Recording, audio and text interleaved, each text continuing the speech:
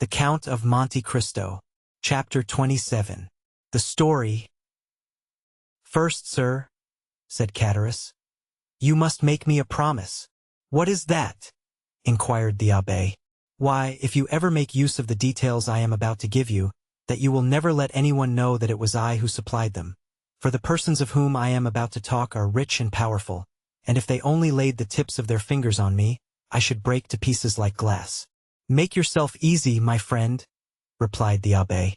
"I am a priest, and confessions die in my breast. Recollect, our only desire is to carry out, in a fitting manner, the last wishes of our friend. Speak, then, without reserve as without hatred. Tell the truth, the whole truth. I do not know, never may know, the persons of whom you are about to speak. Besides, I am an Italian and not a Frenchman, and belong to God, and not to man, and I shall shortly retire to my convent, which I have only quitted to fulfill the last wishes of a dying man." This positive assurance seemed to give Chatteris a little courage. "Well, then, under these circumstances," said Chatteris, I even believe I ought to undeceive you as to the friendship which poor Edmund thought so sincere and unquestionable." "Begin with his father, if you please," said the abbé. "Edmund talked to me a great deal about the old man for whom he had the deepest love." "The history is a sad one, sir," said Chatteris, shaking his head. "Perhaps you know all the earlier part of it?" "Yes," answered the abbé. "Edmund related to me everything until the moment when he was arrested in a small cabaret close to Marseilles. At La Reserve. Oh, yes. I can see it all before me this moment. Was it not his betrothal feast?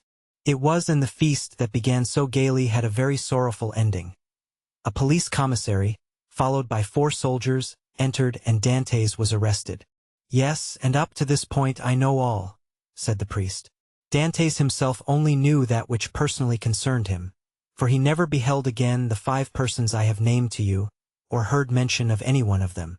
Well, when Dantes was arrested, Monsieur Morel hastened to obtain the particulars, and they were very sad.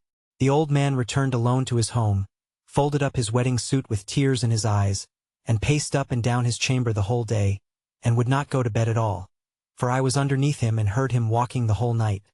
And for myself, I assure you I could not sleep either, for the grief of the poor father gave me great uneasiness, and every step he took went to my heart as really as if his foot had pressed against my breast. The next day Mercedes came to implore the protection of M. de Villefort. She did not obtain it, however, and went to visit the old man. When she saw him so miserable and heartbroken, having passed a sleepless night, and not touched food since the previous day, she wished him to go with her that she might take care of him. But the old man would not consent. "No," was the old man's reply. "I will not leave this house, for my poor dear boy loves me better than anything in the world, and if he gets out of prison he will come and see me the first thing, and what would he think if I did not wait here for him?" I heard all this from the window, for I was anxious that Mercedes should persuade the old man to accompany her, for his footsteps over my head night and day did not leave me a moment's repose. "But did you not go upstairs and try to console the poor old man?" asked the abbé. "Ah, sir," replied Chatteris, "we cannot console those who will not be consoled, and he was one of these. Besides, I know not why, but he seemed to dislike seeing me. One night, however, I heard his sobs, and I could not resist my desire to go up to him. But when I reached his door he was no longer weeping but praying.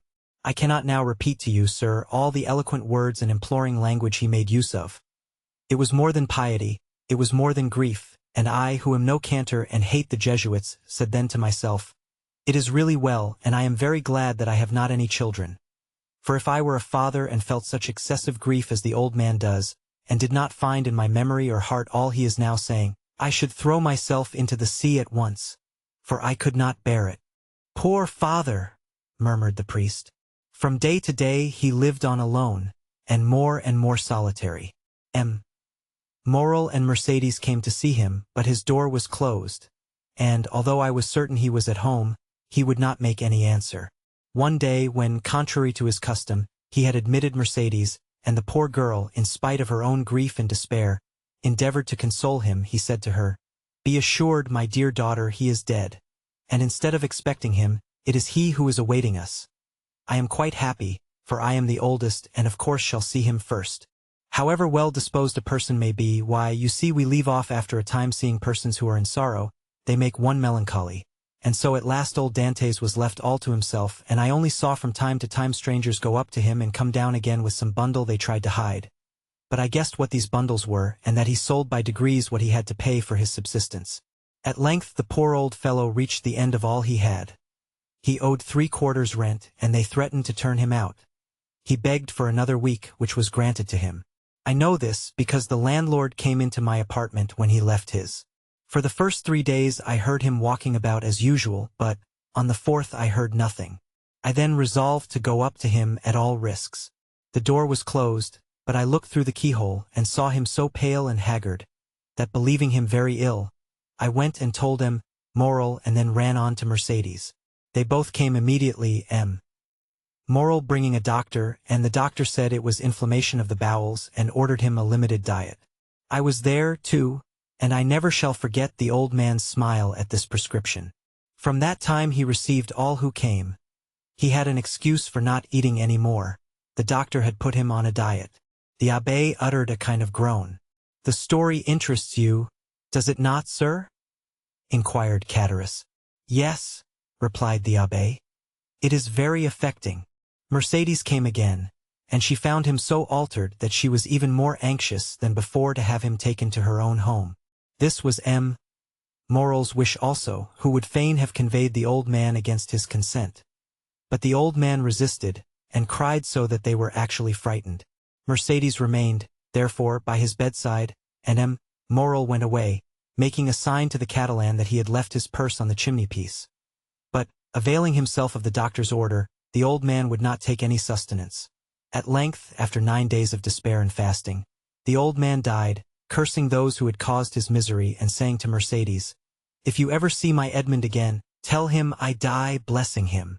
The abbé rose from his chair, made 2 turns round the chamber, and pressed his trembling hand against his parched throat. "And you believe he died?" "Of hunger, sir, of hunger," said Chatteris. "I am as certain of it as that we too are Christians." The abbé, with a shaking hand, seized a glass of water that was standing by him half full, swallowed it at one gulp, and then resumed his seat, with red eyes and pale cheeks. "This was indeed a horrid event," said he in a hoarse voice. "The more so, sir, as it was men's and not God's doing." "Tell me of those men," said the abbé, "and remember too," he added in an almost menacing tone. "You have promised to tell me everything. Tell me, therefore, who are these men who killed the son with despair, and the father with famine?" "2 men jealous of him, sir. One from love, and the other from ambition, Fernand and Danglars." "How was this jealousy manifested? Speak on." "They denounced Edmund as a Bonapartist agent." "Which of the 2 denounced him? Which was the real delinquent?" "Both, sir. One with a letter, and the other put it in the post." "And where was this letter written?" "At La Reserve, the day before the betrothal feast." "'Twas so then, murmured the abbé. "Oh, Faria, Faria, how well did you judge men and things?"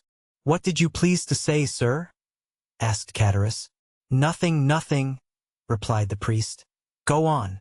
"It was Danglars who wrote the denunciation with his left hand, that his writing might not be recognized, and Fernand who put it in the post." "But," exclaimed the abbé suddenly, "you were there yourself." "I," said Chatteris, astonished. "Who told you I was there?" The abbé saw he had overshot the mark, and he added quickly, "No one. But in order to have known everything so well, you must have been an eyewitness." True, said Chatteris in a choking voice. "I was there." "And did you not remonstrate against such infamy?" asked the abbé. "If not, you were an accomplice." "Sir," replied Chatteris, "they had made me drink to such an excess that I nearly lost all perception. I had only an indistinct understanding of what was passing around me. I said all that a man in such a state could say, but they both assured me that it was a jest they were carrying on, and perfectly harmless. Next day, sir, you must have seen plain enough what they had been doing. Yet you said nothing, though you were present when Dantes was arrested." "Yes, sir, I was there, and very anxious to speak." But Danglars restrained me. If he should really be guilty, said he, and did really put into the island of Elba, if he is really charged with a letter for the Bonapartist committee at Paris, and if they find this letter upon him, those who have supported him will pass for his accomplices. I confess I had my fears in the state in which politics then were, and I held my tongue. It was cowardly, I confess, but it was not criminal. I understand. You allowed matters to take their course, that was all. Yes, sir, answered Chatteris. And remorse preys on me night and day. I often ask pardon of God. I swear to you, because this action, the only one with which I have seriously to reproach myself in all my life, is no doubt the cause of my abject condition. I am expiating a moment of selfishness, and so I always say to La Carconte, when she complains, "Hold your tongue, woman, it is the will of God." And Chatteris bowed his head with every sign of real repentance. "Well, sir," said the abbé, "you have spoken unreservedly, and thus to accuse yourself is to deserve pardon. Unfortunately, Edmond is dead, and has not pardoned me." "He did not know," said the abbé. "But he knows it all now," interrupted Chatteris. "They say the dead know everything." There was a brief silence. The abbé rose and paced up and down pensively, and then resumed his seat. "You have 2 or 3 times mentioned M. Morel," he said. "Who was he?" "The owner of the Pharaon and patron of Dantes." "And what part did he play in this sad drama?" inquired the abbé. "The part of an honest man, full of courage and real regard. 20 times he interceded for Edmond. When the emperor returned, he wrote, implored, threatened, and so energetically that on the second restoration he was persecuted as a Bonapartist. 10 times, as I told you, he came to see Dante's father and offered to receive him in his own house, and the night or 2 before his death, as I have already said, he left his purse on the mantelpiece, with which they paid the old man's debts and buried him decently, and so Edmond's father died as he had lived without doing harm to anyone. I have the purse still by me, a large one made of red silk, and," asked the abbé, "is M. Morel still alive?" "Yes," replied Chatteris. "In that case," replied the abbé, "he should be a man blessed of God, rich, happy." Chatteris smiled bitterly. "Yes, happy as myself," said he. "What, M. Morel unhappy?" exclaimed the abbé. "He is reduced almost to the last extremity. Nay, he is almost at the point of dishonor." "How?" "Yes," continued Chatteris. "So it is, after 25 years of labor, after having acquired a most honorable name in the trade of Marseilles, M. Morel is utterly ruined. He has lost 5 ships in 2 years, has suffered by the bankruptcy of 3 large houses, and his only hope now is in that very Pharaon which poor Dantes commanded, and which is expected from the Indies with a cargo of cochineal and indigo. If this ship founders, like the others, he is a ruined man." "And has the unfortunate man wife or children?" inquired the abbé. "Yes, he has a wife who through everything has behaved like an angel. He has a daughter who was about to marry the man she loved, but whose family now will not allow him to wed the daughter of a ruined man. He has, besides, a son, a lieutenant in the army, and, as you may suppose, all this, instead of lessening, only augments his sorrows. If he were alone in the world, he would blow out his brains, and there would be an end." "Horrible!" ejaculated the priest. "And it is thus heaven recompenses virtue, sir," added Chatteris. "You see, I, who never did a bad action but that I have told you of, am in destitution, with my poor wife dying of fever before my very eyes, and I unable to do anything in the world for her. I shall die of hunger as old Dantes did, while Fernand and Danglars are rolling in wealth. How is that? Because their deeds have brought them good fortune, while honest men have been reduced to misery. What has become of Danglars, the instigator, and therefore the most guilty? What has become of him? Why, he left Marseilles and was taken, on the recommendation of M. Morel, who did not know his crime, as cashier into a Spanish bank. During the war with Spain he was employed in the commissariat of the French army, and made a fortune. Then with that money he speculated in the funds and trebled or quadrupled his capital. And having first married his banker's daughter, who left him a widower, he has married a second time a widow, a Madame de Nargonne, daughter of M. de Servius, the king's chamberlain, who is in high favor at court. He is a millionaire, and they have made him a baron, and now he is the Baron Danglars, with a fine residence in the Rue du Mont Blanc, with 10 horses in his stables, 6 footmen in his antechamber, and I know not how many millions in his strongbox." "Ah!" said the abbé in a peculiar tone. "He is happy." "Happy? Who can answer for that? Happiness or unhappiness is the secret known but to oneself and the walls. Walls have ears but no tongue. But if a large fortune produces happiness, Danglars is happy. And Fernand? Fernand? Why, much the same story. But how could a poor Catalan fisher boy, without education or resources, make a fortune? I confess this staggers me. And it has staggered everybody. There must have been in his life some strange secret that no one knows. But, then, by what visible steps has he attained this high fortune or high position? Both, sir. He has both fortune and position, both. This must be impossible. It would seem so, but listen and you will understand. Some days before the return of the emperor, Fernand was drafted. The Bourbons left him quietly enough at the Catalans, but Napoleon returned, a special levy was made, and Fernand was compelled to join. I went too, but as I was older than Fernand, and had just married my poor wife, I was only sent to the coast. Fernand was enrolled in the active army, went to the frontier with his regiment, and was at the Battle of Ligny. The night after that battle he was sentry at the door of a general who carried on a secret correspondence with the enemy. That same night the general was to go over to the English. He proposed to Fernand to accompany him. Fernand agreed to do so, deserted his post, and followed the general. Fernand would have been court-martialed if Napoleon had remained on the throne, but his action was rewarded by the Bourbons. He returned to France with the epaulet of sub-lieutenant, and as the protection of the general, who is in the highest favor, was accorded to him, he was a captain in 1823 during the Spanish War, that is to say, at the time when Danglars made his early speculations. Fernand was a Spaniard, and being sent to Spain to ascertain the feeling of his fellow countrymen, found Danglars there, got on very intimate terms with him, won over the support of the royalists at the capital and in the provinces, received promises and made pledges on his own part, guided his regiment by paths known to himself alone through the mountain gorges which were held by the royalists, and, in fact, rendered such services in this brief campaign that, after the taking of Trocadero, he was made colonel, and received the title of count and the cross of an officer of the Legion of Honor. "Destiny! Destiny!" murmured the abbé. "Yes, but listen. This was not all. The war with Spain being ended, Fernand's career was checked by the long peace which seemed likely to endure throughout Europe. Greece only had risen against Turkey, and had begun her war of independence. All eyes were turned towards Athens. It was the fashion to pity and support the Greeks. The French government, without protecting them openly, as you know, gave countenance to volunteer assistance. Fernand sought and obtained leave to go and serve in Greece, still having his name kept on the army roll.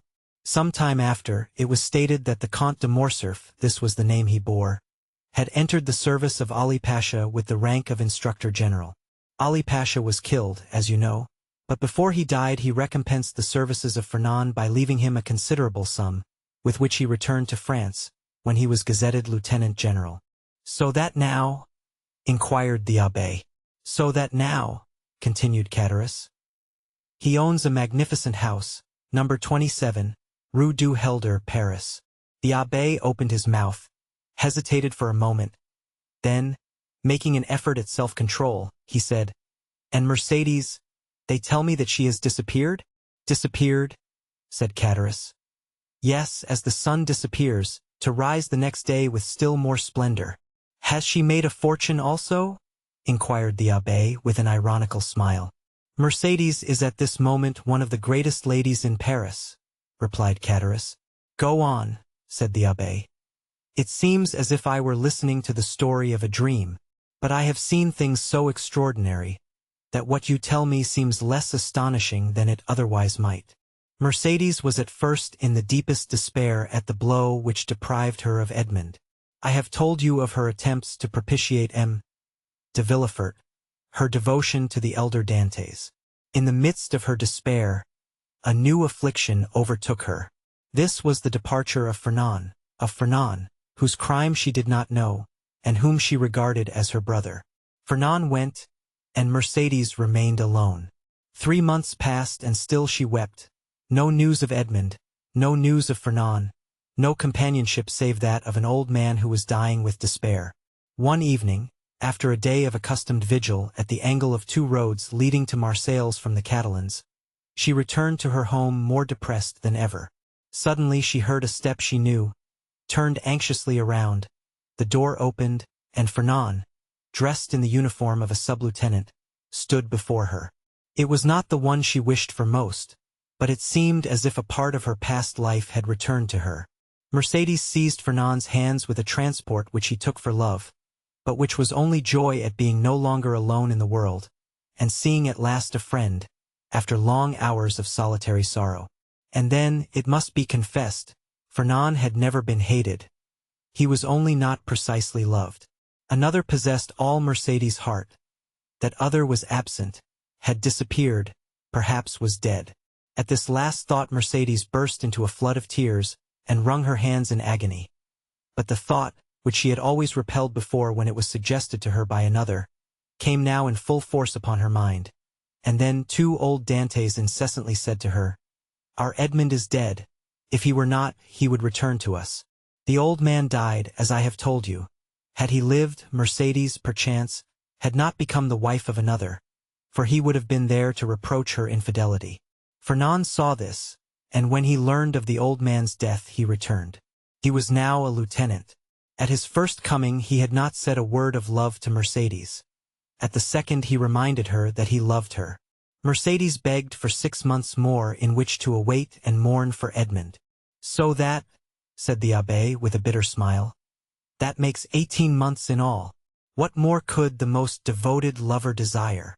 Then he murmured the words of the English poet, "Frailty, thy name is woman." 6 months afterwards, continued Catullus, the marriage took place in the church of Écoles, the very church in which she was to have married Edmond, murmured the priest.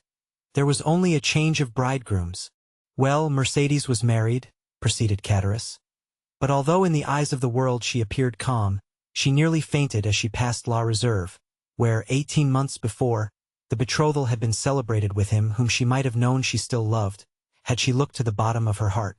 Fernand, more happy, but not more at his ease, for I saw at this time he was in constant dread of Edmond's return. Fernand was very anxious to get his wife away, and to depart himself. There were too many unpleasant possibilities associated with the Catalans, and 8 days after the wedding they left Marseilles. "Did you ever see Mercedes again?" inquired the priest. "Yes, during the Spanish War at Perpignan, where Fernand had left her. She was attending to the education of her son." The abbé started. "Her son?" said he. "Yes," replied Catullus. "Little Albert. But then, to be able to instruct her child," continued the abbé, "she must have received an education herself. I understood from Edmond that she was the daughter of a simple fisherman, beautiful but uneducated." "Oh," replied Catullus, "did he know so little of his lovely betrothed?" "Mercedes might have been a queen, sir, if the crown were to be placed on the heads of the loveliest and most intelligent." Fernand's fortune was already waxing great, and she developed with his growing fortune. She learned drawing, music, everything. Besides, I believe, between ourselves, she did this in order to distract her mind, that she might forget, and she only filled her head in order to alleviate the weight on her heart. "But now her position in life is assured," continued Catullus. "No doubt fortune and honors have comforted her. She is rich, a countess, and yet—" Catullus paused. "And yet what?" asked the abbé. "Yet, I am sure, she is not happy," said Catullus. "What makes you believe this?" "Why, when I found myself utterly destitute, I thought my old friends would, perhaps, assist me. So I went to Danglars, who would not even receive me. I called on Fernand, who sent me 100 francs by his valet de chambre." "Then you did not see either of them?" "No, but Madame de Morcerf saw me." "How was that?" "As I went away a purse fell at my feet. It contained 25 louis. I raised my head quickly, and saw Mercedes, who at once shut the blind." "And M. de Villefort?" asked the abbé. "Oh, he never was a friend of mine. I did not know him, and I had nothing to ask of him. Do you not know what became of him, and the share he had in Edmond's misfortunes?"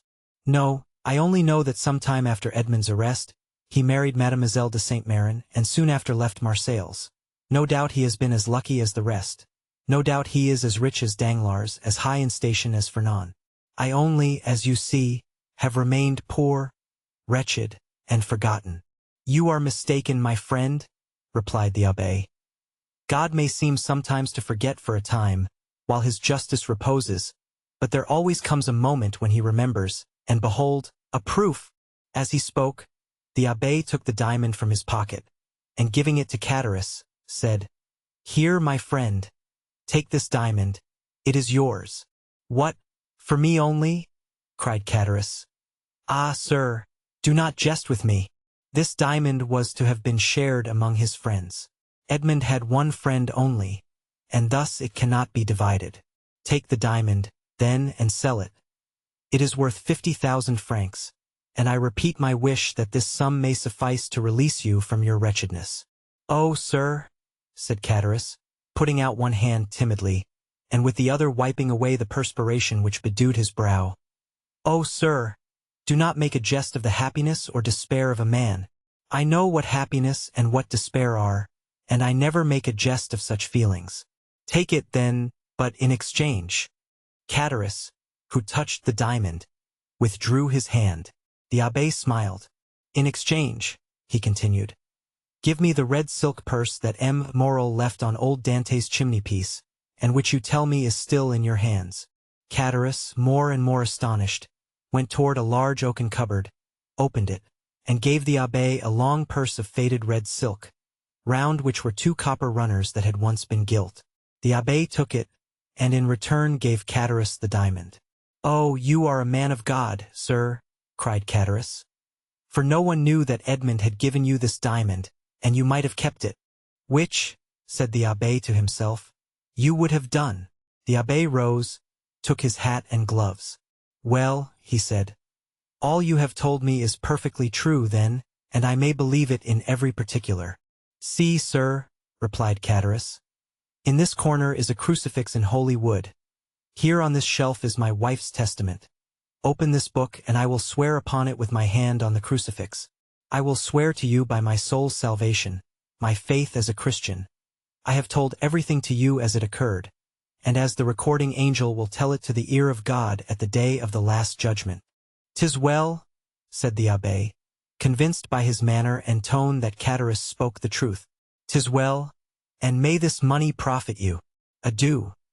I go far from men who thus so bitterly injure each other." The abbé with difficulty got away from the enthusiastic thanks of Catullus, opened the door himself, got out and mounted his horse, once more saluted the innkeeper, who kept uttering his loud farewells, and then returned by the road he had traveled in coming. When Catullus turned around, he saw behind him La Carconte, paler and trembling more than ever. "Is, then, all that I have heard really true?" she inquired. "What, that he has given the diamond to us only?" inquired Catullus, half bewildered with joy. "Yes, nothing more true. See, here it is." The woman gazed at it a moment, and then said, in a gloomy voice, "Suppose it's false?" Catullus started and turned pale. "False," he muttered. "False. Why should that man give me a false diamond? To get your secret without paying for it. You blockhead." Catullus remained for a moment aghast under the weight of such an idea. "Oh," he said, taking up his hat, which he placed on the red handkerchief tied round his head. "We will soon find out." "In what way?" "Why, the fair is on at Beaucaire. There are always jewelers from Paris there, and I will show it to them. Look after the house, wife, and I shall be back in 2 hours." And Catullus left the house in haste, and ran rapidly in the direction opposite to that which the priest had taken. 50,000 francs, muttered La Carconte when left alone. "It is a large sum of money, but it is not a fortune.